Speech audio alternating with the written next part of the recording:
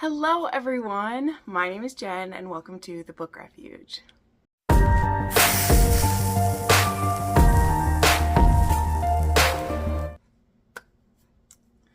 Alright, hi everybody, welcome to another recommendations video, and today we are delving into the realms of forced proximity. Again, forced proximity being, kind of like the big three of romance tropes. I mean, really, you kind of need forced proximity to make most romances work, right? We need that tension of being stuck together, whether we want to be or not.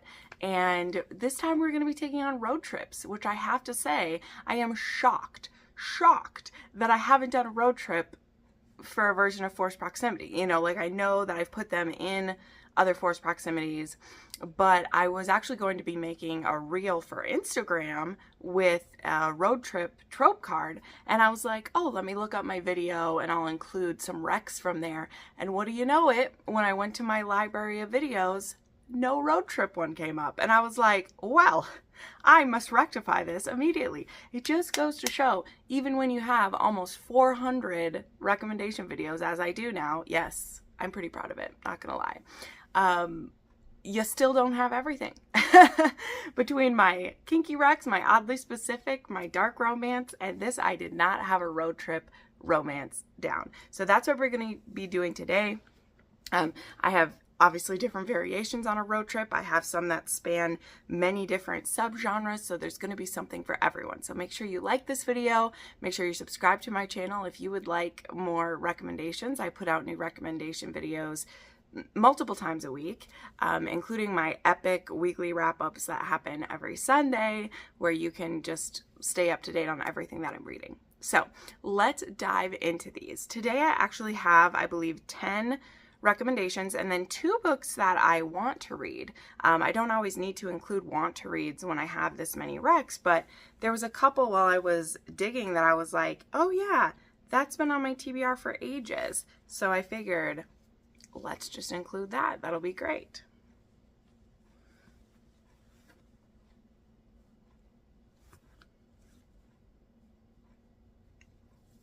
Okay, so let's go ahead. We're actually going to start with some historical romances. I have 3 of those to share with you.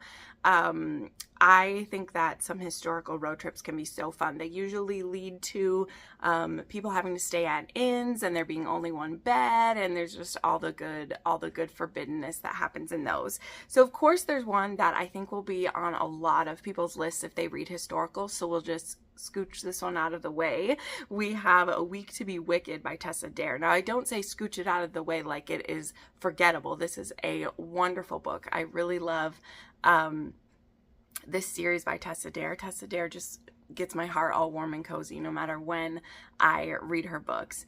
And this one involves these 2. I believe the heroine needs to go to like an archaeology or conference or something like that. It's been quite a while since I've read it, but I know that she ends up being assisted by this bit of a scoundrel. They end up traveling together to do this, and as I said, there's some sharing of rooms, although I'm pretty sure that they say they're brother and sister for part of it. So, why would you do that? Why wouldn't you just pretend to be married? That makes way more sense. But this one's very cute. Tessa Dare is a really great intro into historical romance. I often recommend her if you happen to have started with the Bridgertons, let's say, because that is a lot of people's intro. It was, as I say, some of my intro into historical romance. I had read just a few other books before then, so even all these years later, the Bridgertons are still bringing people into historical romance, and I love that so much.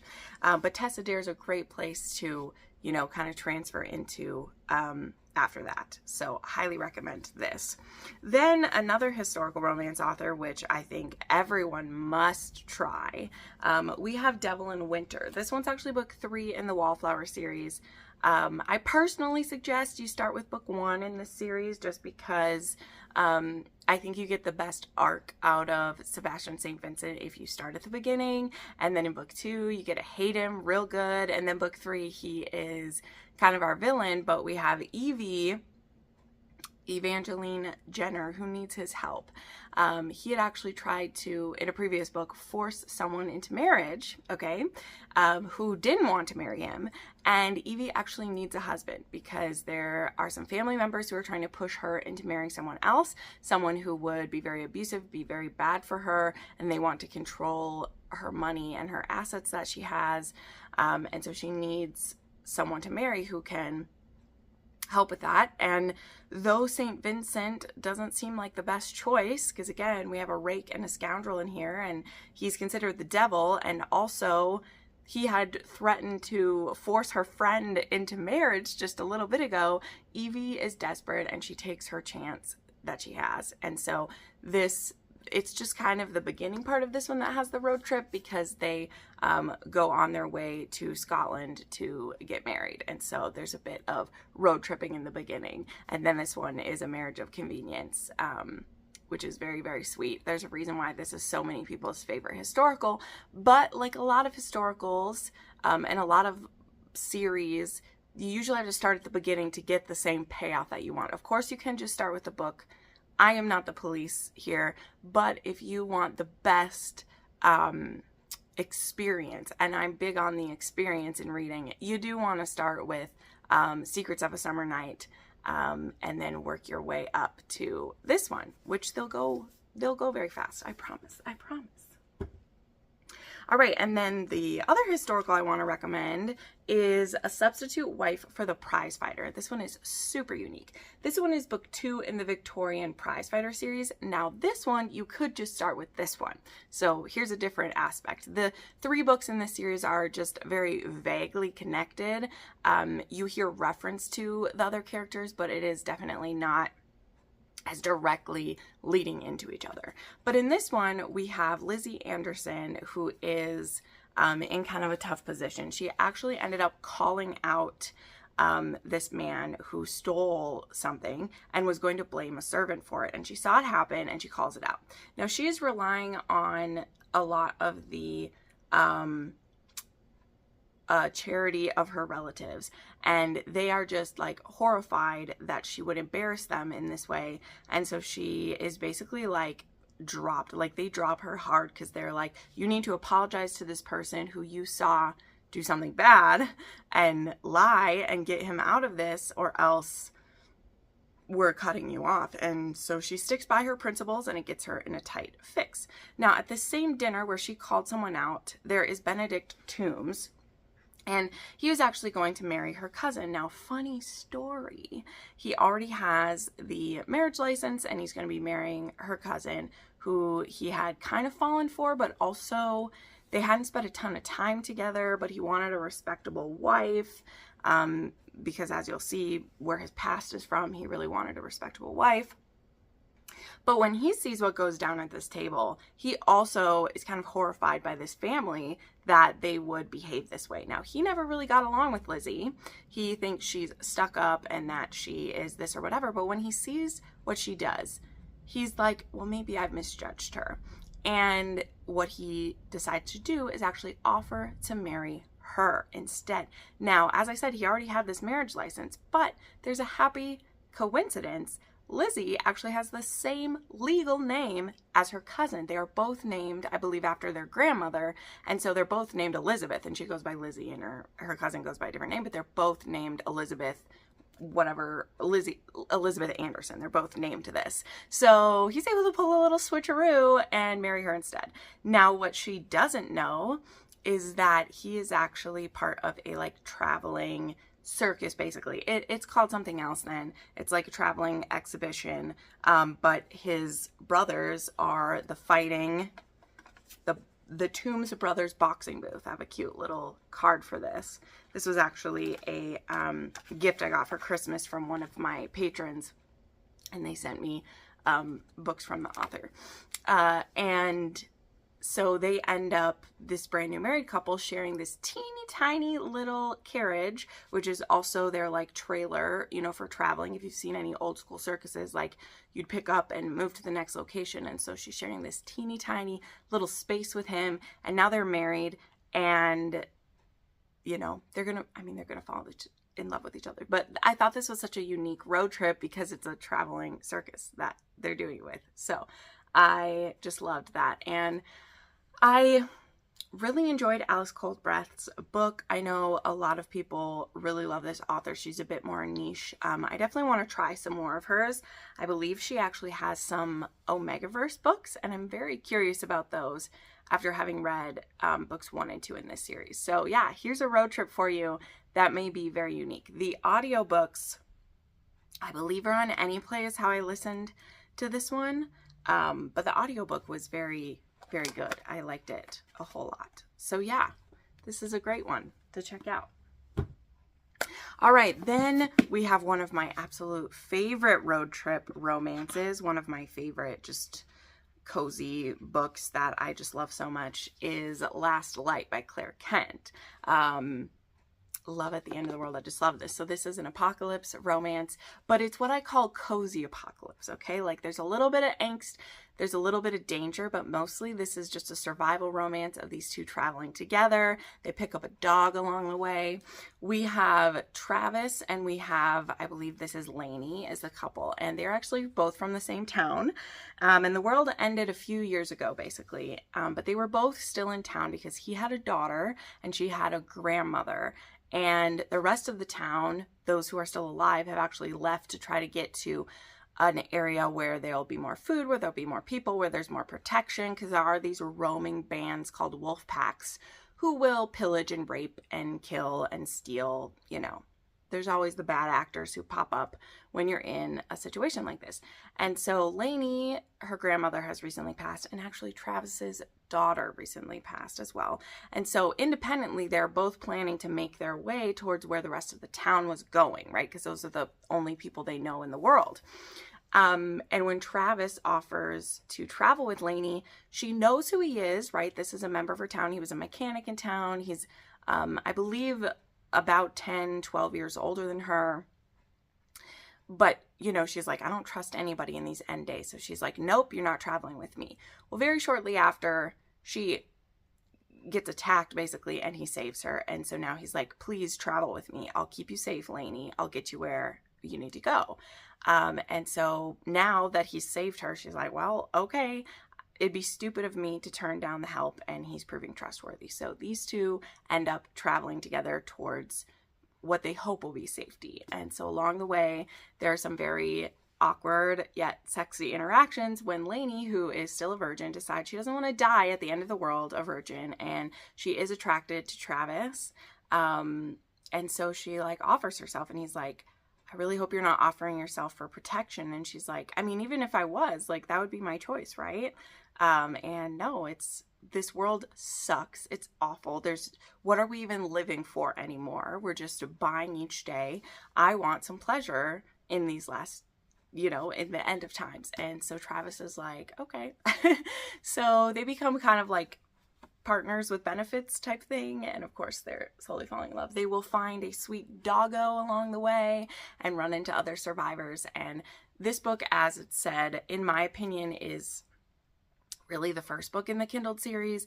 Even the author, she has different reasons why she says that, but this is also a great intro to see if you will like Claire Kent, to see if you will like the Kindled series. So this one does kind of stand on its own. This one also does have an audiobook, and I'm obsessed with it. Y'all know I read this book 4 years ago, and I talked about it constantly since then. I adore it so much. And most recently, she just had Homestead come out, which I loved as well. They're all survival books. So yes, definitely check out Last Light. All right, we have another apocalypse one that I thought I would share, which is another just favorite, like, cozy book of mine, and that is Eden by Lily Mayne. Yes, this is my gorgeous, gorgeous renegade romance book. This is probably my favorite books that I've gotten from there. So here's Eden, and then there's Eden with his little human right there, and that's so cute.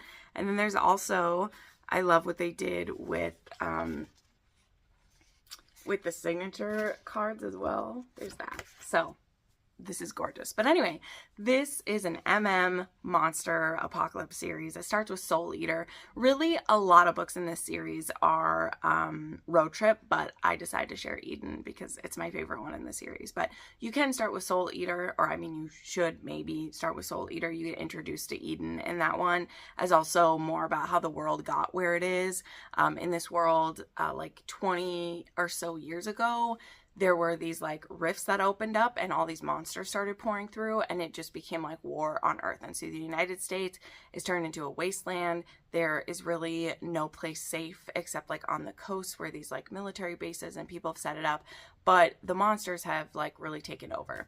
But we have Hunter, who is in the military, and him and his buddy Charlie had actually like been in a group where like all of their people died except them. So they're on their way to, you know, show up at another base and like offer their services as like, you know, hey, we were survivors. And the base that they're heading to happens to be a place that was completely blown up, like destroyed by a monster and by the people themselves kind of in the first one. And so they show up there. And when they're there, Charlie gets sucked down through a hole and gets taken by these monsters. And he's being taken somewhere. He doesn't get killed, but he's being taken somewhere. And Eden happens to also be there. This was a prison he was like held in at one time as well. And he meets Hunter there and offers to take him, like help him follow Charlie. And Hunter's like, no, I don't want to travel with a monster. I don't trust you. But Eden is just so damn charming. I mean, even look at that monster face. Look at how just charming he seems. They're into it. And he's also a pretty sexy purple kilted alien, all right? Or monster. And Hunter just can't help but also be attracted to this big purple monster. And they're going to have a good time together, okay? They are going to have a good time together, for sure. But they'll travel together, and then they have to decide if they want to keep traveling together or if, you know, Hunter will go back to the military, because that's all that he's known for many years, for sure. But yeah, love this series so much. It gives me all the warmest, fuzziest feelings, for sure. All right, then we have one that I haven't talked about in forever. I was like, this is a great throwback in here. There's actually Muffin Top by Avery Flynn. It's funny, although not funny. This is one of the first books I read that like was specifically about like a plus size heroine who was the main character.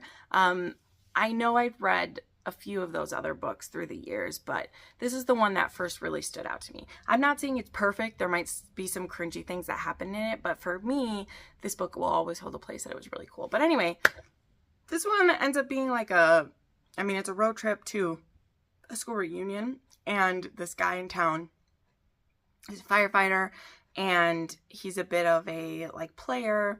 He like volunteers to go to this reunion with her and be her like fake boyfriend. And so they end up having to stay at hotels with each other and then spend this weekend together. And he thinks that she's freaking gorgeous and she has a lot of body issues, but he's not going to let her hide behind that for too long. That's for sure. So this is really cute. Again, I don't know how perfectly this holds up because it's been a hot minute since I read it. Like, I'll fully admit that it's been a while.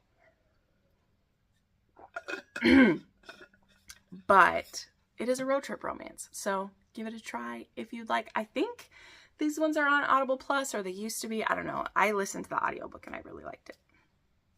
Okay, then the other contemporary one I have in here. So I do have Give Me More by Sarah Kate. This one is an MMF, and Sarah Kate does MMF so well. So this one is actually a married couple that is, man, it's been a while since I've said their name, so don't mind me. There is Hunter and Isabel, and then there is Drake, I believe is his name, yeah. And they work for or are partners in Salacious Players Club, which is a sex club where people have their jobs at, or their livelihood, or their connections to. I don't even know what I'm saying. My brain isn't working. But the point being, Drake is bisexual, and he's been friends with Hunter. They're like whole lives, and he's always had a bit of a crush on him. But then Isabel came into their lives, and Hunter married her, and Hunter is from a very homophobic family. He never treated Drake that way once he knew that Drake was bisexual, but he just has, you know, he very much was pushed in one direction, and anytime he showed, you know, any compassion or attraction towards that, he was very mistreated by his father for it. But him and Drake are very good friends. But it's clear to, I mean, even Isabel, that Drake is attracted to Hunter, and you know, he's never been like a threat to their relationship, obviously, but lately some things have kind of changed a little bit. And when the three of them get sent on this road trip to check out other sex clubs and report back to the Salacious Players Club with any ideas, and they're making connections with these places too, maybe going to do some guest performances at these, the tensions really heat up. And so they are sharing, you know, hotels and Airbnbs on this trip, and just the tension is really ratcheting up. And, you know, when it finally like bubbles over, it is like, are we going to make a go with the three of us, or is Drake going to end up being the odd man out, you know, because he's not the one who's married to either of them, and he's the one who is risking the most. So it's really great. But yeah, they go on a cross-country road trip to kink clubs. How wonderful is that? I mean, we know it's good. It's good times for sure. Okay, now we have some fantasy and paranormal ones to get to. So we have Resting Witch Face by Julia Cross. This one is lovely, lovely. And this one actually involves Jules. And look at the beautiful inside. Yeah, this is my special edition here. It's so pretty. This one involves Jules and Ruben, and now they are a second chance romance. And they actually are doing some work for the paranormals in the area. So she is a representative of witches, and he's a representative of the vampires, and they're going to Europe to meet with different councils there to discuss getting werewolves a place at the table, who they have previously been kind of treated just like animals, and, you know, not treated as well as the other paranormals. They were actually cursed to be the way they are. And so they've just been honestly treated like the dogs at the table. And now that, you know, Jules had this injustice pointed out to her through having two brother-in-laws who are wolves, she, you know, really has taken up a passion for that, and Ruben cares about it as well. And so these two are forced to take this trip together and really also kind of face their demons of 12 years ago, when they had tried to make a go of it and it had blew up in their faces spectacularly.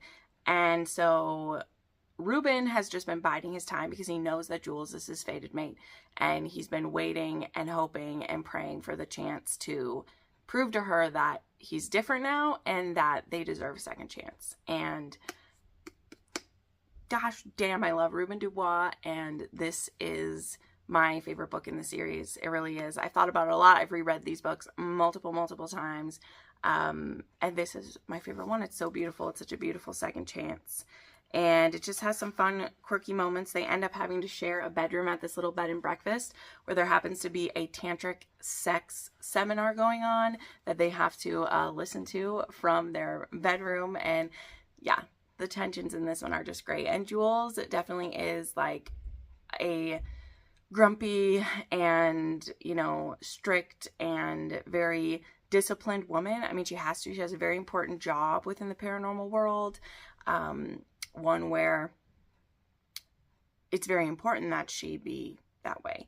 But, you know, it's her turn. It's her turn to get the love she deserves, and her and Ruben deserve to be happy. But yeah, there's some great little road tripping in here. There's a masquerade ball in here. There is some very sexy time. There's blood sharing, blood taking. It's good. It's good times. If you love the vampies, you'll love that one. All right, then there's one I was like, oh, this one's very curious. I enjoy this a lot. There is A Promise of Fire by Amanda Boucher, and I forgot that this one is a road trip, but this one is actually a kidnapping scenario, okay? So our heroine has some very interesting connections to the gods. Let's just say that. I don't want to spoil the whole role with this. She has some very interesting connections to the gods. And our hero in this one he needs her for reasons. And so he has this magical rope that he can tie to someone and they can't get out of it. And this is very important because our heroine can actually like turn invisible. And so getting this rope on her and being able to literally tie her to him so she can't get away is very important for his job. Now, him capturing her and bringing him back to his people, you know, she obviously doesn't want to go. And she's like, you don't realize the danger you're putting me in. And he's like, no, it's okay. It's okay. You know, just come with, like, it'll be fine. Well, he doesn't realize the danger that he's putting her in. I'm keeping this super vague, and that probably doesn't even make sense to those of you who've read it, but this series, y'all, it is intense. But I love these two so much, and the relationship that they get over this trilogy and like where it goes was epic. And this is one of the ones where it's like God's trying to fuck with everybody type of series, and, you know, our heroine just will not be fucked with. But there's some great banter. It's so funny too, because I remember back when I first read this series, there was so much about how this was like, that there was non-con in this. And there is a dubious consent scene or two because, I mean, he does have her tied up with a rope. And he does find her very attractive. And there's a scene where they're needing to take a bath in a river and she is like tied to him. But having reread it just, I believe it was like 2 years ago that I reread it, I kind of laughed at how uptight people were about this, and it was very clear that it was people who had never read any type of dark romance or dubious consensual situations, which is fine. It's not that they're wrong. It's just also like, it's so funny how shocking it was to some people when now I've just read such crazier stuff than that, you know. Okay, the last one I want to mention is Cressley Cole here. Sorry, this is a ex-library copy, so we've got stickers galore all over this one. But this is Dark Desires After Dusk. And this one is about Cadion Woweed. He's a member of the Woweed brothers, which are the demons. And he has a mate who is Holly Ashwin.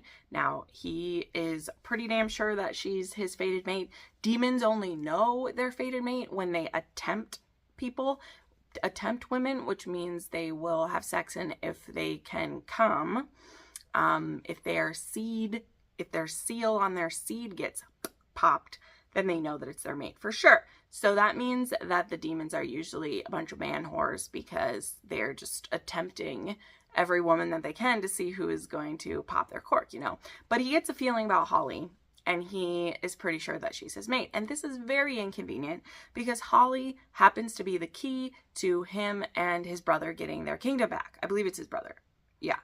For Rydstrom to get his kingdom back. And so he ends up rescuing her from a ritual that they're trying to, that these demons are, not demons, who's trying to do it to her? Is it other types of demons? No, I'm not sure.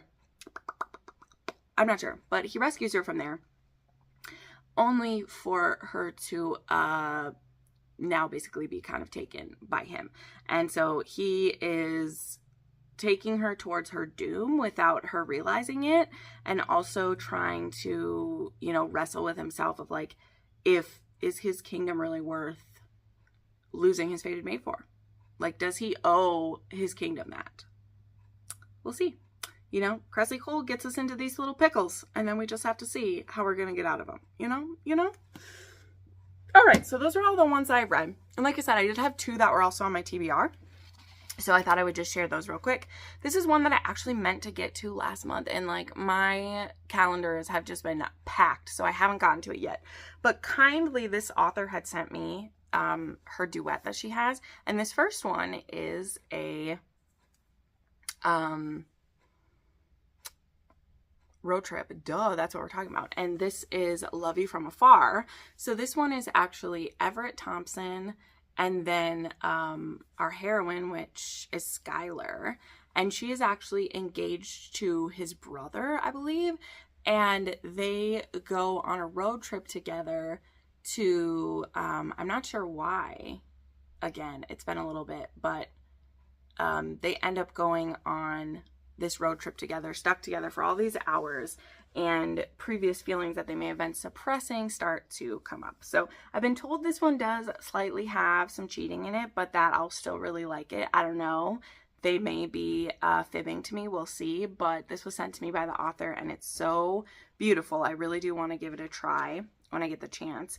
But I know like the second book in the duet is about the brother who gets gypped in this one, or jilted, sorry, in this one. So I'll give it a go. But anyway, this one has a road trip in it.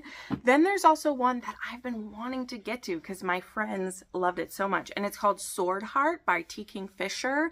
I've heard this one is a very sweet fantasy romance that has a sentient or this sword that has like a warrior inside of it or something. And I know the heroine is actually going to like try to kill herself with this sword, and instead this guardian comes out of it, and now they like travel somewhere together. I don't know the full details of this one. It's been a while since my friends read it, but it is on my TBR as one, and I saw this come up that it is a road trip book. So yeah, I definitely want to give this one a go sometime. I've heard the audiobook is really cute, so I have it saved for a rainy day when I'm ready to dive into it. So, all right, there we go. Those are some forced proximity romances that involve road trips. Let me know some of your favorites. There are a ton of these, by the way. I just picked some of my favorites and ones that I wanted to pass on to you guys, but there are so many that have this trope. So definitely let me know, and let the viewer, other people watching, know. That's something I love to do in these rec videos, is not only give more recs to me, but give them to other people watching. You know, people who are searching for these specific recs will search this video in Google, and these will pop up. And so we want to give people as many recommendations as they can get. So make sure you liked this video. As I said, subscribe to this channel if you would like more recommendations. If you'd like to support this channel, please think about checking out my Etsy shop where I have bookish goodies, as well as supporting me on Patreon or channel memberships. So thank you so much for watching, friends. We'll see you next time. Bye.